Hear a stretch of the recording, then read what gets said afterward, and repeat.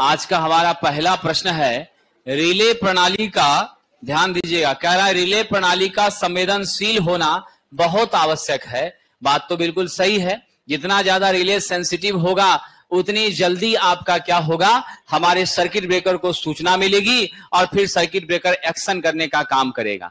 तो हम हमेशा ये चाहते हैं कि हमारे वोल्ट एम्पियर इनपुट का क्या मान हो, न्यूनतम मान हो। क्या मान हो, न्यूनतम। मान लीजिए अगर आपका क्या हो रहा है 1 VA, कहीं पर क्या है 3 VA। तो एग्जाम्पल के तौर पे जरा समझिए, अगर आपका रिले 1 वोल्ट एम्पियर तक के परिवर्तन को भी सेंस करने की ताकत रखता है तो ज्यादा बेहतर माना जाएगा। ये 3 है, यानी आपका तब तक में क्या हो जाएगा, लॉस आपका सिस्टम में अकर हो जाएगा। इसलिए जितना कम रहे बहुत ही अच्छा उपकरण या सेंसिटिव उपकरण उसको हम मानते हैं जो माइक्रो एम्पियर तक के परिवर्तन पर भी क्या कर सके, हमें साहब सूचना दे सके, सेंस कर सके। तो जितना कम वोल्टेज को भी यह क्या करेगा, सेंस करने की ताकत रखेगा, उतना बेहतर आपका रिले माना जाएगा। तो हमारा सही उत्तर है साहब न्यूनतम मान होना चाहिए। प्राथमिक वितरण है साहब, क्या है ये, प्राइमरी डिस्ट्रीब्यूशन। आप जानते हैं प्राइमरी डिस्ट्रीब्यूशन के पास आप क्या करते हैं, 11 kV का वोल्टेज डेवलप करते हैं। आप जो 132 kV को डाउन करके 66 kV किए, उस 66 को आप 33 kV से किसमें बदलते हैं, 11 में। आप फिर इस 11 को आप किसमें बदल करके साहब जी 440 या नहीं तो 230 वोल्ट में बदल करके तब 3 फेज 4 तार का सेकेंडरी डिस्ट्रीब्यूशन से क्या करते हैं, कंज्यूमर तक डिस्ट्रीब्यूशन से कंज्यूमर के घर तक पहुंचाने का काम करते हैं। तो विद्यार्थी जी जो प्राइमरी डिस्ट्रीब्यूशन होता है, जो हमारे ट्रांसफार्मर का समझ लीजिए फीडर होता है, वह क्या होता है, 3 फेज 3 वायर की प्रणाली होती है। डेल्टा कनेक्शन का साहब क्या करता है, पालन करता है। ऑप्शन नंबर ए आपका क्या है सही उत्तर। चलिए सरकार आगे बढ़ें। निम्न में से किस प्रकार के मोटरों का उपयोग उन उपयोगों में किया जाता है जहां मोटर गति को गियर ट्रेन द्वारा हम कम ज्यादा कर सकते हैं, पेय पदार्थ में, खाद मिक्सचर में, पोर्टेबल ड्रिल में, घरेलू सिलाई मशीन में, सब जगह यूज होती है। इस मशीन का आपका स्टार्टिंग टॉर्क क्या होता है, उच्च होता है, हाई स्टार्टिंग टॉर्क होता है। स्पीड भी आप जानते हैं 3000 से 14000 25000 तक भी पहुंच सकती है। और तो और यह मशीन एसी डीसी दोनों पर संचालित हो सकता है। मेरा राइट आंसर क्या हो जाएगा, यूनिवर्सल मोटर हो जाएगा। स्लिप रिंग इंडक्शन मोटर को जब 50 हर्ट्ज की आपूर्ति से एफ बराबर 50 हर्ट्ज है, एनआर का मान 290 आरपीएम है। आप जानते हैं मेरा स्पीड रेगुलेशन क्या होता है साहब, मेरा स्पीड रेगुलेशन आप जानते हैं हमारे 3 फेज इंडक्शन मोटर में 2 से 5% तक ही होता है, यानी स्पीड में बहुत ज्यादा बदलाव नहीं होता है। आप जानते हैं एनएस बराबर 120 F/P होता है। यहीं से P बराबर क्या निकालते हैं, आप निकालते हैं साहब 120 F/NS। क्या निकालते हैं, 120 F/NS। तो कर दीजिए 120 गुना 50 बटे 290, सिंप्लीफाई करिएगा, आपका पॉइंट में वैल्यू आएगा अप्रोक्सीमेट किसके बराबर 20। तो मेरा राइट आंसर क्या हो जाएगा 20। हम कभी भी पॉइंट में पोल नहीं ले सकते, जब भी लेते हैं सम संख्या में लेते हैं, जोड़ा में लेते हैं। दूसरा तरीका था एज्यूम कर लीजिए 290 दिया है तो 300 हो गया तो डायरेक्ट 20 हो गया एनएस का मान। चलिए विद्यार्थी आगे बढ़ें।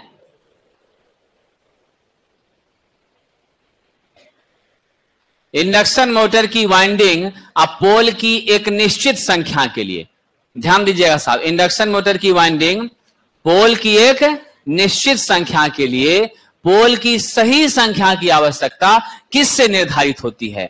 मतलब आप यहां ध्यान रख लीजिएगा साहब, एनएस बराबर क्या जानते हैं 120 F/P जानते हैं ना। अब आप यहां से रिलेशन क्या देखते हैं, NS/P के क्या है, वित्त कर्मानुपाती है। NS समानुपाती किसके है, मेरे फ्रीक्वेंसी का है। फ्रीक्वेंसी का संबंध तो हमारी सप्लाई के साथ साहब जुड़ता है, नेचुरल सी बात है। अब यहां कह रहा है पोल का निर्धारण कैसे होगा, बनाने के समय जब हम निर्माण कर रहे होते हैं तो निर्माण के समय पोल की गणना के आधार पर हम गति को तय करते हैं। अगर हम 2 पोल लगाते हैं तो नेचुरली हम मान लेते हैं मेरा रेटेड तो 50 है, उस पर मेरा कितना हो जाएगा, 3000 आ जाएगा। तो हम यहां पर किसके साथ आगे बढ़ेंगे साहब, बताइए, गति की आधार पर निर्धारित करते हैं। हालांकि मेरा साहब आवृत्ति भी रोल प्ले करता है, लेकिन वो कंस्ट्रक्शन के दौरान बहुत मायने नहीं रखता। इसीलिए नहीं रखता क्योंकि हम अंडरस्टूड हैं कि भारत की जो आवृत्ति है वो 50 है और उसी पर हमको डिजाइन करना है। इस कारण से वो मामला हमारे लिए अंडरस्टूड रहता है। अननोन की तरफ कौन जाता है, आपका पोल और गति। तो उस रिलेशनशिप को ध्यान में देकर हम यहां गति के साथ आगे बढ़ेंगे विद्यार्थी। प्रतिबाधा के बारे में जानते हैं सरकार, ये ध्यान दीजिएगा, ये मेरा R है, X है और ये मेरा Z है। X मतलब आपका क्या है साहब, रिएक्टेंस है। क्या है ये, प्रतिघात है। यह आपकी क्या है, इंपीडेंस है, यानी प्रतिबाधा है। और ये तो सबको पता है, रेसिस्टेंस है। विद्यार्थी जी ये एंगल थीटा है। इस त्रिभुज को क्या कहते हैं, इसको हम लोग इंपीडेंस ट्रायंगल कहते हैं। क्या कहते हैं, इंपीडेंस ट्रायंगल कहते हैं। पाइथागोरस प्रमेय से क्या पता चलता है, Z² बराबर R² प्लस X²। आपको यही ना पूछ रहा है, प्रतिबाधा ZA है ना, तो Z² बराबर X² प्लस R² या R² प्लस X²। तो कौन मिल रहा है, ऑप्शन नंबर सी मिल रहा है। यही से ना नौजवान आप निकालते हैं cos थीटा बराबर R/Z, जिसको हम पावर फैक्टर कहते हैं। मेरा पावर फैक्टर रेजिस्टेंस और इंपीडेंस का क्या होता है, रेशियो भी होता है विद्यार्थी जी। अब X तो 2 तरह का है, एक XL है, एक XC है, तो वो स्वभाव के आधार पर तय होगा। हम लोग यहां नेट रिएक्टेंस को लेकर आगे बढ़ रहे हैं। चलिए विद्यार्थी आगे बढ़ें।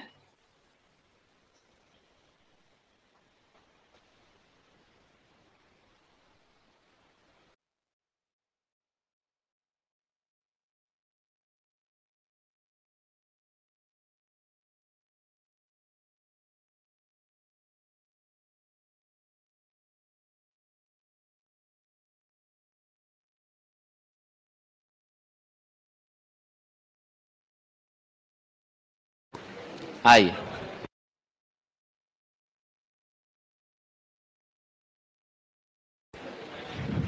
चलिए, ट्रांसफार्मर की दक्षता आप जानते हैं क्या होता है, आउटपुट बटा इनपुट होता है। विद्यार्थी इसको हम लिख सकते हैं इनपुट माइनस हानि, आप बटा लिख सकते हैं इनपुट, तो बराबर क्या हो गया, 1 माइनस हानि बटे इनपुट। यही इक्वेशन आ गया कि नहीं आ गया, गुना 100 कर दीजिएगा तो परसेंटेज दक्षता मिल गई। कौन मैच कर रहा है, 1 माइनस हानि बटे इनपुट।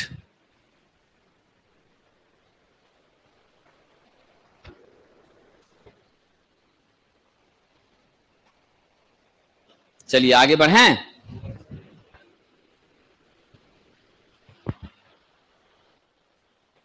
अगला प्रश्न, तुल्यकालिक मोटर में अलग अलग एक्साइटेशन के कारण हमारी पावर फैक्टर क्या होती है, अलग अलग हो जाती हैं। कह रहा है आपका यूनिटी, अच्छा, चलिए कोई बात नहीं, देखते हैं, उसको भी देखते हैं। यूनिटी पीएफ हमारा क्या है, यूनिटी पीएफ कब मिलता है, जब आपकी क्या हो जाए, नॉर्मल एक्साइटेशन हो। नॉर्मल एक्साइटेशन होता है तो ईबी भी के क्या होता है, बराबर होता है। ठीक है, दूसरा देख लीजिए साहब, जब आपका ओवर एक्साइटेशन होता है तो मेरी ईबी क्या होती है, भी से बड़ी हो जाती है। ऐसी केस में आपका पावर फैक्टर लीडिंग आपको मिलता है। और तीसरा है साहब अंडर एक्साइटेशन, इस परिस्थिति में ईबी आपका लेस होता है भी से, आपका पावर फैक्टर क्या हो जाता है, लैगिंग। तो इसके पावर फैक्टर का रेंज सिंक्रोनस मोटर में काफी ज्यादा होता है। हम लोग लैगिंग लीडिंग यूनिटी तक जाते हैं। सबसे फेवरेबल प्रयोग इसका कौन सा है, लीडिंग के लिए है। दिए गए क्वेश्चन का उत्तर क्या हो जाएगा, ए नंबर, ईबी किसके बराबर, भी के बराबर। आज जनरेटर रहेगा तो इसका बिल्कुल उल्टा हो जाता है। ओवर एक्साइटेशन पे वहां लैगिंग होगा, अंडर पर क्या हो जाएगा, लीडिंग हो जाएगा। चलिए पीछे का एक प्रश्न 8 नंबर है, उसको ध्यान देते हैं। झाजी चिंता मत करिए, जो आपका पीडीएफ वो अपलोड हो जाएगा, ठीक है। थोड़ा सा धैर्य रखना पड़ता है हर चीजों के लिए, ठीक है कि नहीं, थोड़ा सा धैर्य रखना पड़ता है। डीसी मोटर के मामले में मेन फ्लक्स होता है साहब। डीसी मोटर के केस में आपका जो मेन फ्लक्स होता है वह हमारे इसी परमानेंट मैग्नेट के माध्यम से जो डेवलप होता है, वही आपकी क्या होती है, फाइम। इस फाइम को साहब जी विरोध कौन पैदा करता है, डिस्टर्ब कौन करता है, मेरी फाई ए जो आर्मेचर की फ्लक्स होती है। तो मोस्टली हम लोग कौन सा यहां यूज करते हैं, परमानेंट मैग्नेट का प्रयोग करते हैं। और ये प्रयोग विशेष रूप से सेल्फ इंड्यूस्ड, ध्यान रखिएगा, सेल्फ एक्साइटेड मशीन, जो मशीन आपकी 3 प्रकार की है, डीसी सीरीज, डीसी शंट और डीसी कंपाउंड, उसमें प्रयोग होता है। मेरा उत्तर हो जाएगा ऑप्शन नंबर विद्यार्थी जी सी हो जाएगा। चलिए आगे बढ़ते हैं, अगला प्रश्न।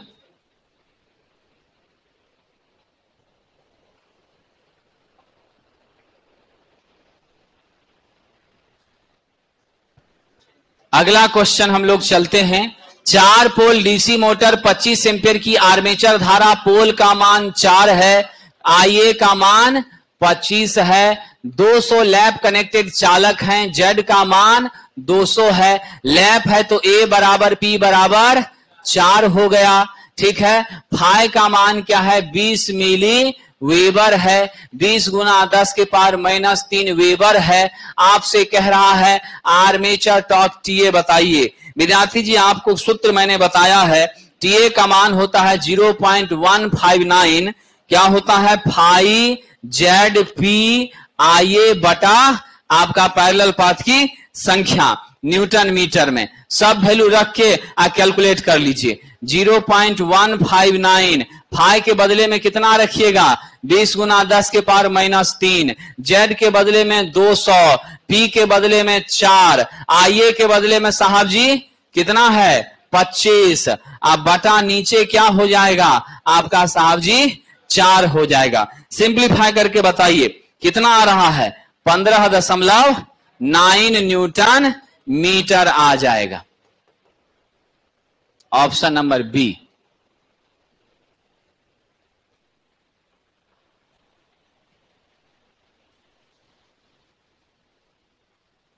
चलिए आगे बढ़ें।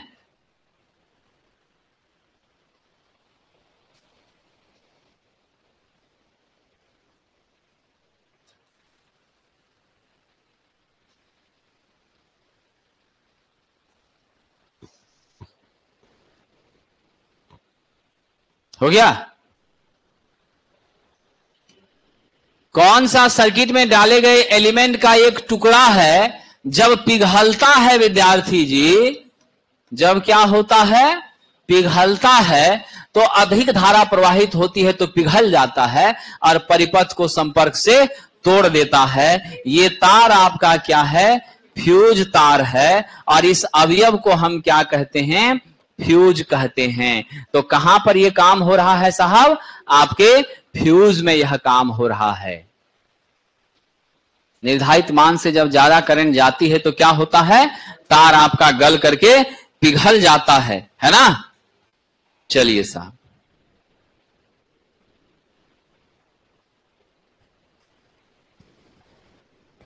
तुम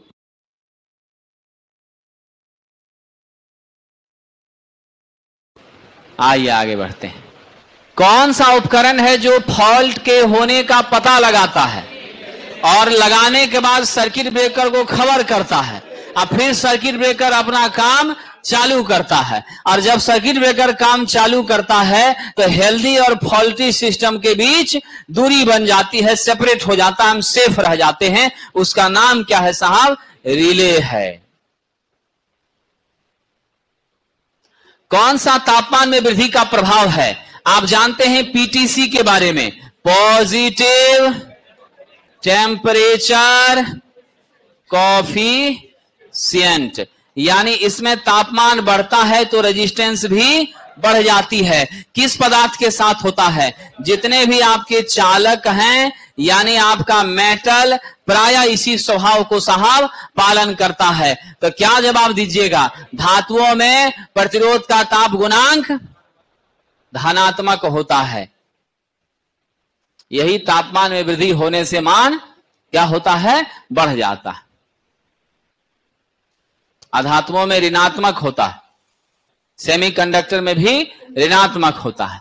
कह रहा है साहब हीटर का वोल्टेज 220 वोल्ट है, इफिशियंसी 99% है, ठीक है।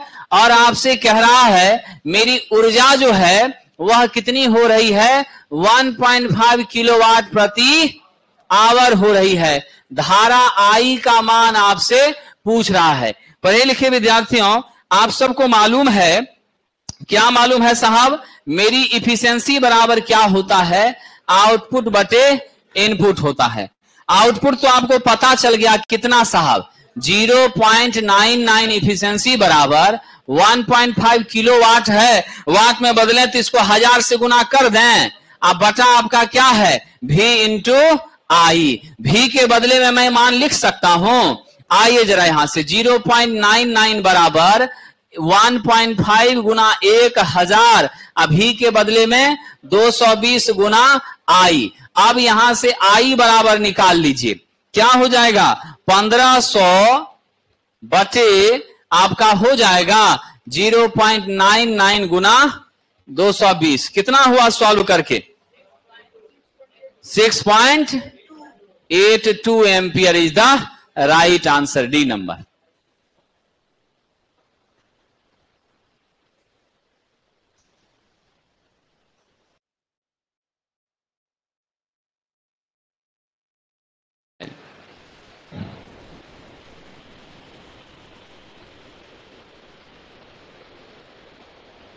आगे बढ़ें।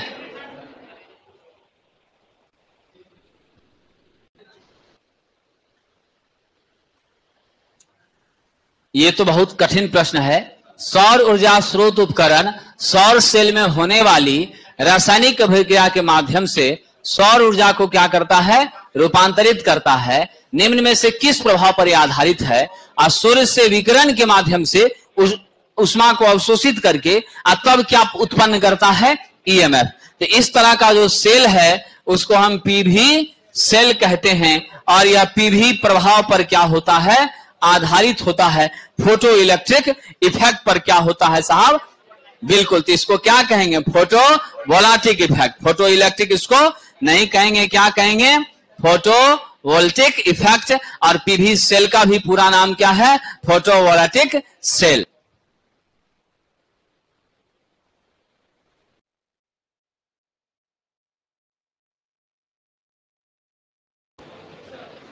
अगला प्रश्न, सर्वाधिक इस्तेमाल किया जाने वाला प्राथमिक वितरण, द्वितीयक नहीं, प्राथमिक वितरण, जो बड़ा कंज्यूमर है उसको भी दे देंगे, यानी 11 के भी हो सकता है। और क्या हो सकता है? 6.6 हो सकता है, 3.3 हो सकता है। समझ गए?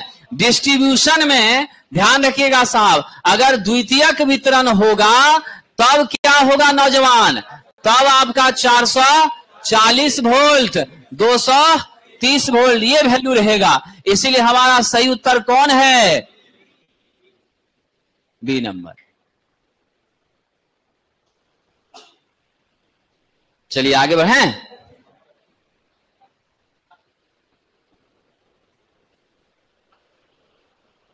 डीसी जनरेटर का आंतरिक अभिलक्षण। साहब आंतरिक अभिलक्षण की जब भी चर्चा होती है तो हम इंड्यूस ईएमएफ ईए की बात तो जरूर करेंगे, ठीक है। लेकिन यहां कह रहा है जनरेटर की गति को हमने क्या कर दिया है, अस्थिर। तो एन आपका क्या है साहब, कांस्टेंट है। अब उस स्थिति में आप देख लीजिए हम किसके रिस्पेक्ट में काम करेंगे। तो भार धारा के विरुद्ध टर्मिनली तो गलत हो जाएगा, एक्सटर्नल हो जाएगा। भार धारा के विरुद्ध आर्मेचर, इसका तो कोई मीनिंग ही नहीं है। भार धारा के विरुद्ध प्रेरित, तो गति मेरा कांस्टेंट है, भार धारा के आधार पर ही हमारा आर्मेचर धारा का मान क्या होगा, परिलक्षित होगा। इसीलिए हम किसके साथ आगे बढ़ेंगे, ऑप्शन सी। समय और वोल्टेज का कोई लेखा जोखा नहीं है। जब भी मेरा आंतरिक कैरेक्टरिस्टिक्स होता है ईए वर्सेस आईए हुआ करता है। अब यहां कांस्टेंट स्पीड कर दिया, इसीलिए इसके जगह पर हम किसको कंसीडर कर लिए, आईएल को कर लिए। उत्तर आपका क्या है साहब, सी नंबर।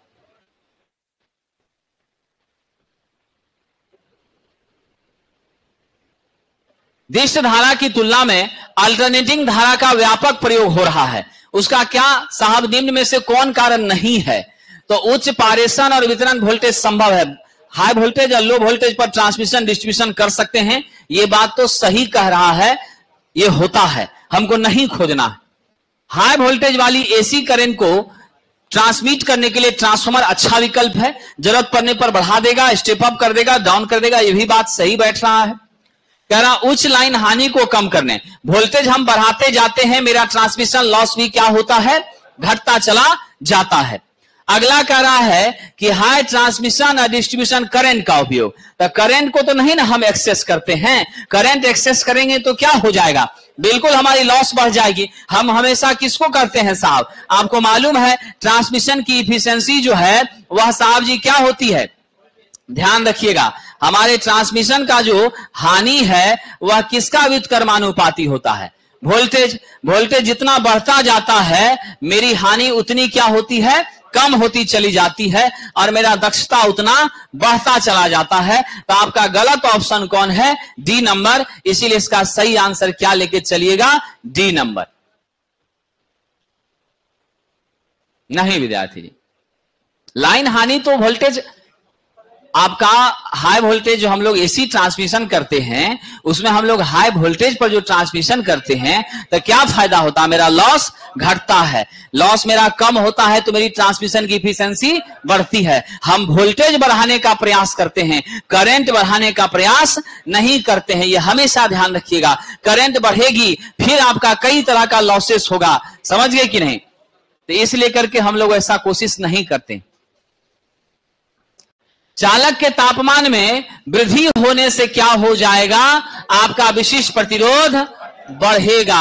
आप जानते हैं रो से सूचित करते हैं, ओम मीटर इसका क्या होता है, मात्रक होता है। इस पर किसी का ना लंबाई का कोई असर पड़ता है ना ही एरिया का असर पड़ता है, समझे। सभी मटेरियल के लिए क्या होती है, अलग अलग होती हैं। सिर्फ यह प्रभावित किस चीज से होती है, तापमान से क्या होती है साहब, प्रभावित होती है। विद्यार्थियों एक सूत्र आपको याद होगा, R बराबर रो एल बाय ए, है ना। यहां से आप क्या करिएगा, R इंटू ए बराबर रो एल, यहां से रो बराबर क्या लिखिएगा, आर ए बटा एल। विद्यार्थी जी तो मेरा राइट आंसर क्या होता है, आपकी साहब वृद्धि होने से विशिष्ट प्रतिरोध भी बढ़ जाता है।